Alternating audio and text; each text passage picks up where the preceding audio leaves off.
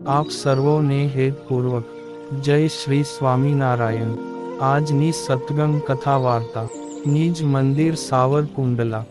આજની સત્સંગ કથા વાર્તા બુદ્ધ ચરિત્ર કથા। આજે આપણે બુદ્ધ પૂર્ણિમા એટલે કે બુદ્ધ જયંતી ના પવિત્ર પાવન દિવસે ભગવાન બુદ્ધના જીવન પ્રસંગની ચરિત્ર કથા સંક્ષિપ્તમાં સાંભળશું। ભગવાન બુદ્ધનું આપણા હિન્દુ સનાતન સંપ્રદાયના મુખ્ય 10 અવતારોમાં સ્થાન છે, જેનું વર્ણન વેદ વ્યાસજીએ સ્વમુખે કરેલું છે। વૈશાખી પૂર્ણિમા ગૌતમ બુદ્ધનો જન્મદિવસ।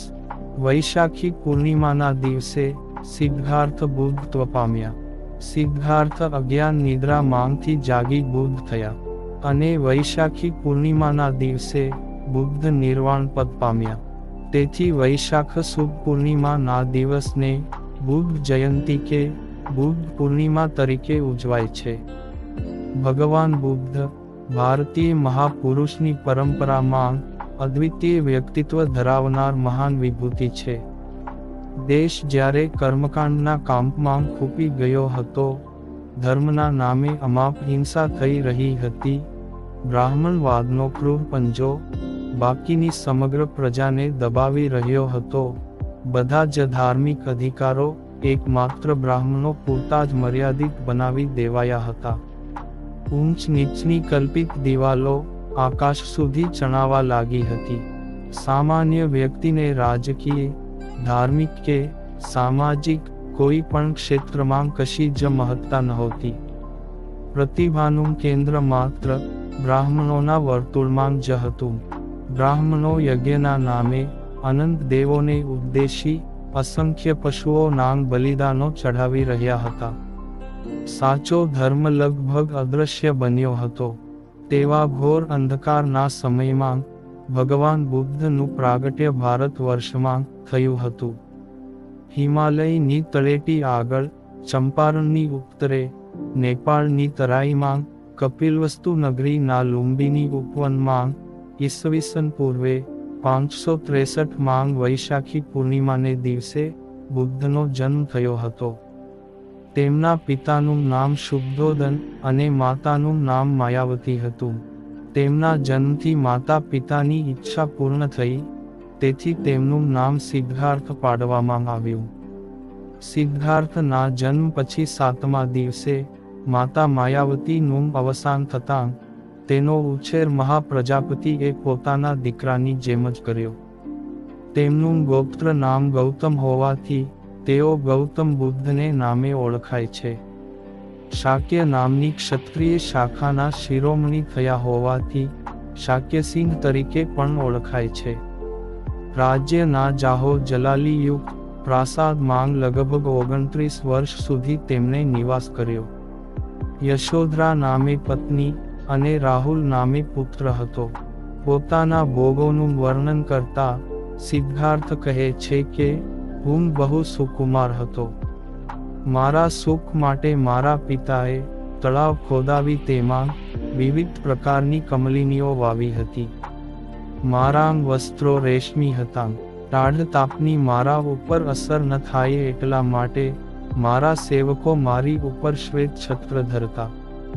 શિયાળા માટે, ઉનાળા માટે અને ચોમાસા માટે મારા જુદા જુદા 3 રાજમહેલો હતા। જ્યારે હું ચોમાસા માટે બાંધેલા મહેલમાં રહેવા જતો ત્યારે 4 મહિના સુધી બહાર ન નીકળતો, સ્ત્રીઓના ગીત અને વાદ્ય સાંભળી કાલક્રમણ કરતો। બીજાઓને ત્યાં હલકા પ્રકારનું અન્ન અપાતું, પણ અમારે ત્યાં મારા દાસ દાસીઓને ઉત્તમ ખોરાક સાથે ભાત અપાતો હતો। આવા વૈભવી અને એશો આરામમાં સિદ્ધાર્થનું ચિત્ત ઠેકાણે હતું। સિદ્ધાર્થ જુવાની કેવળ ભોગવતો નહોતો, પણ જુવાની એટલે શું, તેના આરંભમાં શું અને અંતમાં શું એ વિચારતો પણ હતો। એશો આરામ એટલે શું, એનું સુખ કેટલું, એમાં દુઃખ કેટલું, એ ભોગનો સમય કેટલો, એનો વિચાર પણ કરતો હતો। સિદ્ધાર્થને વિચારો આવતા કે હું પોતે જરાધર્મી છતાં, વ્યાધિધર્મી છતાં, મરણ ધર્મી છતાં, શોક ધર્મી છતાં, જરા, વ્યાધિ, મરણ અને શોકથી સંબંધ રાખનારી વસ્તુઓ ઉપર મારા સુખનો આધાર માની બેઠો છું, એ ઠીક નથી. પ્રસંગોપાત વૃદ્ધ, રોગી, મૃત્યુ અને પ્રવ્રજિત આ 4 નિમિત્તોને જોતાં સિદ્ધાર્થના માનસ પર બહુ ઊંડી અસર પડી અને તેમણે સંસાર જીવનનો ત્યાગ કર્યો. 6 વર્ષ સુધી સત્ય પ્રાપ્તિ માટે તેમણે કઠોર તપસ્યા કરી. મહાભિ નિષ્ક્રમણ એટલે કે ગૃહત્યાગ કર્યા પછી તત્કાલીન સંત પુરુષો અને દાર્શનિકોનો સમાગમ કર્યો.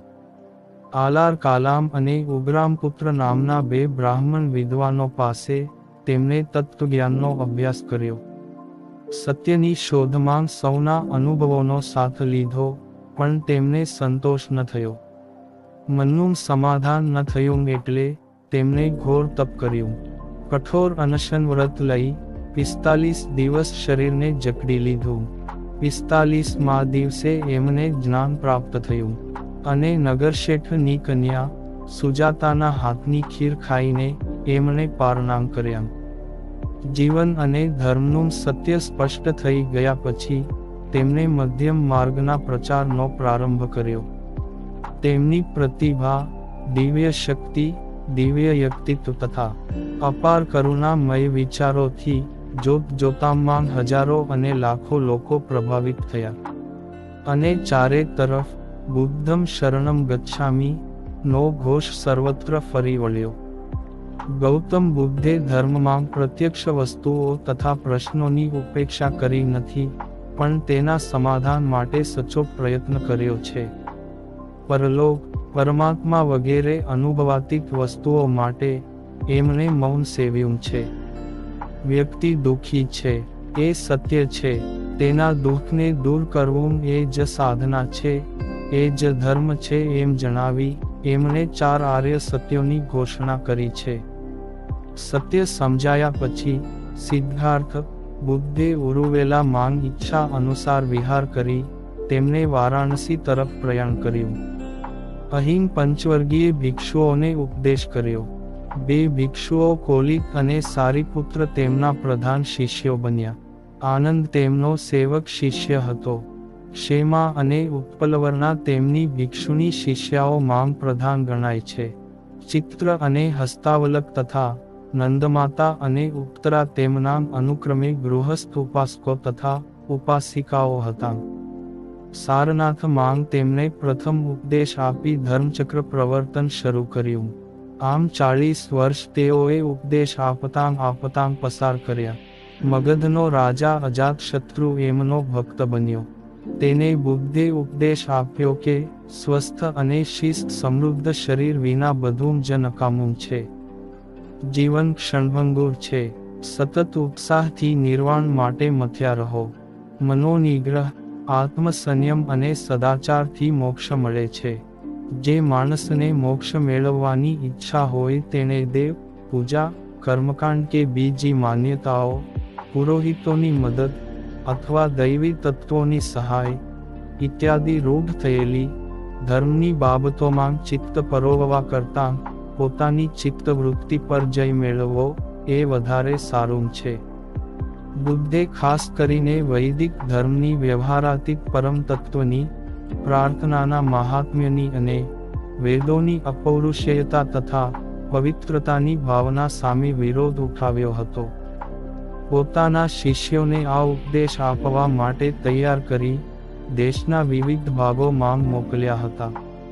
નિર્વાણ પ્રયાસશીલ વ્યક્તિએ અભિનિવેશનો ત્યાગ કરવો અને તૃષ્ણાને તિલાંજલિ આપવી જરૂરી છે. શીલ, સમાધિ અને પ્રજ્ઞા જ વિશુદ્ધિ માર્ગના ખરા ઘટકો છે. એકલા જ્ઞાનના વિકાસને નહીં, પણ નૈતિક વિકાસયુક્ત જ્ઞાનને તેમણે નિર્વાણનું નામ આપ્યું. 80 વર્ષની ઉંમરે શરીર જીર્ણ થતાં વૈશાલી નજીક કુશીનારા પાસે વૈશાખી પૂર્ણિમાને દિવસે ઈસવીસન પૂર્વે 483 માં બુદ્ધ નિર્વાણ પામ્યા.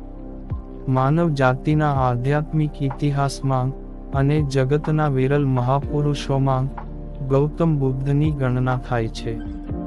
તેમનામાં આધ્યાત્મિક ઊંડાણ, સર્વોત્તમ કોટીનું ચારિત્ર બળ અને બૌદ્ધિક તર્ક વૃત્તિનો ડહાપણ ભર્યો સંયમ, એ ત્રણેય બાબતોનું સુભગ સંમિશ્રણ થયેલું જોવા મળે છે.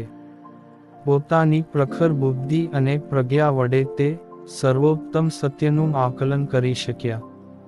તેમનું કરુણા હૃદય દુઃખમાં પીડાતી માનવ જાતિનો ઉદ્ધાર કરવા નિરંતર તલસતું હતું. બુદ્ધને કરુણા મૂર્તિ કહ્યા છે. એમણે જીવ દયાનું સમર્થન અને પશુ હિંસાનો વિરોધ કર્યો.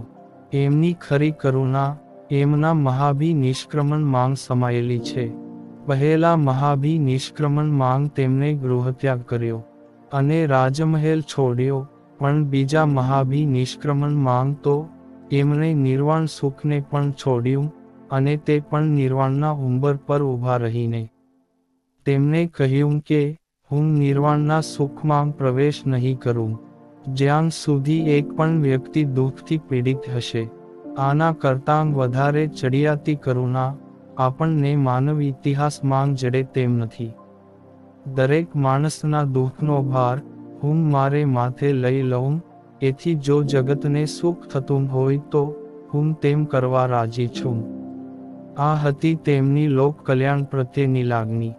ભગવાન બુદ્ધનો નિર્વાણ કાળ નજીક દેખી તેમના પ્રિય શિષ્ય આનંદની આંખમાં આંસુ જોઈને ઉપદેશે છે કે આ પૃથ્વી પર આવનાર હું પહેલો બુદ્ધ નથી, તેમ હું છેલ્લો પણ નથી. ગૌતમ સિદ્ધાર્થ મરણ પામશે, પણ બુદ્ધ તો જીવતો રહેશે, કારણ કે બુદ્ધ એ સત્ય છે અને સત્ય કદાપી મરતું નથી. તો ભક્ત નામના શિષ્યને તેમણે કહ્યું કે તું આ રીતે શોક કરે એ યોગ્ય નથી. જ્ઞાનનો પ્રકાશ તો તારી અંદર વિદ્યમાન છે, એને માટે બહાર ફાંફા મારવાની કોઈ જરૂર નથી. એટલા માટે જ તું મન, વચન અને કર્મથી એક બની આત્મદીવો ભવ. તું જ તારો પોતાનો દીપક બન. ભગવાન બુદ્ધે કોઈ ગ્રંથો લખ્યા નહોતા. તેમના નિર્વાણના ઘણા વર્ષો પછી તેમના ઉપદેશોને ગ્રંથસ્થ કરવામાં આવેલા. વિનય પિટક, સૂક્ત એટલે કે સૂત્ર પિટક, અને અભિધમ એટલે કે ધર્મ પિટક, આ ત્રણ ગ્રંથોમાં 3 લાખ શ્લોક સંખ્યામાં બૌદ્ધ ઉપદેશ સંગ્રહાયેલો છે. ભગવાન બુદ્ધે 4 આર્ય સત્યો ઉપદેશેલા છે, જેના બધા અકુશલ પાપ ધર્મો દૂર થઈ ગયા હોય તે, જે પાપ કર્મોથી ખૂબ જ દૂર ચાલ્યો ગયેલો છે તે. ઉત્તમ શ્રેષ્ઠ અર્હતને આર્ય કહે છે. ઉત્તમ ગુણોથી યુક્ત શ્રેષ્ઠ સત્વ વિશેષને જ આર્ય કહેવાય છે. જે પોતાના કર્તવ્યોનું પાલન કરે છે અને કામ વાસનાઓના સેવનની પ્રવૃત્તિ કરતો નથી તે આર્ય. જેમાં અનુભવનો બાધ ન આવે તે સત્ય. જે આધ્યાત્મિક સાધક સૂક્ષ્મ વિવેકપૂર્વક નિજ જીવનનો વિચાર કરે અને જે એ વિવેકને સંપૂર્ણ વફાદારીપૂર્વક અનુસરે, તે સાધક કોઈ પણ દેશ, કાળ કે જાતિનો કેમ ન હોય, છતાં એ સત્યોની બાબતમાં તેનો અનુભવ એક સરખો જ થવાનો. આ દૃષ્ટિથી બુદ્ધે એને સત્યો કહ્યા, અને તે પણ આર્યનામ સત્યો. દુઃખ એ પ્રથમ આર્ય સત્ય છે. દુઃખનું મૂળ, દુઃખ સમુદાય, એ બીજું આર્ય સત્ય છે. દુઃખ નિરોધ એ ત્રીજું આર્ય સત્ય અને ચોથું આર્ય સત્ય દુઃખ નિરોધ માર્ગ છે. જગતમાં જે દુઃખ છે તેનું કારણ છે અને તે કારણને અટકાવી શકાય છે. તે અટકાવવા માટે ખાસ માર્ગ છે. કારણોને મંદ કરવાથી દુઃખ મંદ થાય છે અને એ નહીં કરવાથી દુઃખનો નાશ થાય છે. આ કારણોને શિથિલ અથવા સમાપ્ત કરવા માટેની સાધનાને માર્ગ કહેવામાં આવે છે. માર્ગ અથવા સાધના જ્યારે સિદ્ધિની કક્ષાએ પહોંચે ત્યારે રાગ દ્વેષાદિક દ્વંદ્વોથી મુક્તિ મળે છે અને વ્યક્તિ જીવન મુક્તિનો લહાવો માણી શકે છે, એટલે કે નિર્વાણ પામે છે. આને બુદ્ધે મધ્યમ માર્ગ કહ્યો. સંસાર અને સ્વર્ગના સુખની તૃષ્ણા થતા દેહ દમનથી પોતાનો નાશ કરવાની તૃષ્ણા, એ બંને છેડા પરની ઈચ્છાઓનો ત્યાગ કરી મધ્યમ માર્ગનો બુદ્ધે ઉપદેશ આપ્યો. ગૌતમ બુદ્ધના મતે આત્મનિયમનનો જે માર્ગ માણસને ઈચ્છિત ધ્યેય સુધી પહોંચાડે છે તે અષ્ટવિધ છે.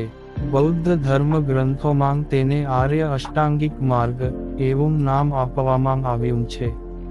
એના 8 અંગોમાં સમ્યક દ્રષ્ટિ, સમ્યક સંકલ્પ, સમ્યક વાણી, સમ્યક કર્મ, સમ્યક આજીવ, સમ્યક વ્યાયામ, સમ્યક સ્મૃતિ અને સમ્યક સમાધિનો સમાવેશ થાય છે. બૌદ્ધ ધર્મના સારરૂપ આ 8 પગથિયાં ગૃહસ્થ તેમજ સંન્યાસી એમ બધાને માટે બતાવેલા છે. આ મધ્યમ માર્ગ વડે જ નિર્વાણ કે મોક્ષ પ્રાપ્ત થઈ શકે છે.